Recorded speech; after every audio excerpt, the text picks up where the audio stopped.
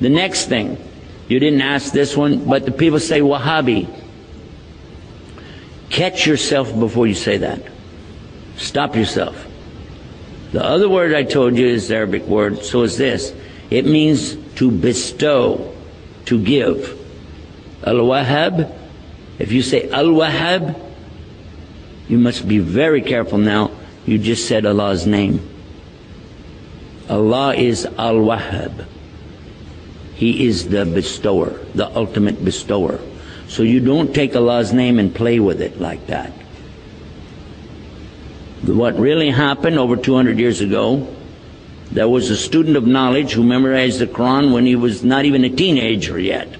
He studied all of the fiqh, jurisprudence of the Hanafi. Then he began to study others. And his father, who was a scholar, told him to stop. Just stay with what we have. He said, I want to learn the others. His father almost disowned him because of it. It was very upsetting. You know, don't do that. But he wanted to learn all of it so he could understand. And he began to learn quite a bit. He became convinced that he needed to learn more. And he discovered through this learning that the people of his time were making a grave mistake. I used the right word too, because they were worshiping at graves. They were literally going to graves and calling upon dead people to help them. Righteous people, good people, but they're dead. And even if they were alive, what could they do? We could only make dua for you. Nobody's got any magic. You ask Allah to solve these impossible situations and He can do it. And that's what he was telling the people. And some of those who were making money or getting good position in the community out of these grave worshiping deals took exception to his group because they came in and kicked over all of these monuments on these graves.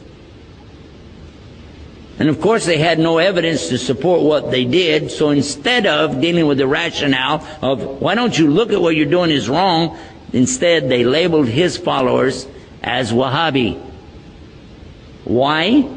Because they couldn't call him by his real name. His name was Muhammad, and they would have had to say they're Mohammedans. And no Muslim would do that anyway. So they call him Wahhabi because his father was Abdul-Wahhaab. So he was Muhammad ibn Abdul-Wahhaab, and he wrote a book called Kitaab al-Imam. The book, if you read it and take the cover off and you don't know who wrote it, you'll say this is a great book. It's very good about the belief in Allah is one and the teachings that come with it. It's kind of like a workbook. It just has a few verses or something and then tells you to go look up the rest of it. And it was given to some scholars who were attacking and saying, these Wahhabi people, so and so on. So what do you think about Kitaab al-Imam? It says, it's a bad book, don't read it. It's okay. So they gave him the book without the cover on it. Didn't tell him. This is a scholar. I'm not going to tell you who. Big scholar. Current. He read it and he loved it. He said, this is the aqidah of a real Muslim, the belief system of a real Muslim. And when they said, well, here's the cover for the book, and he went, huh?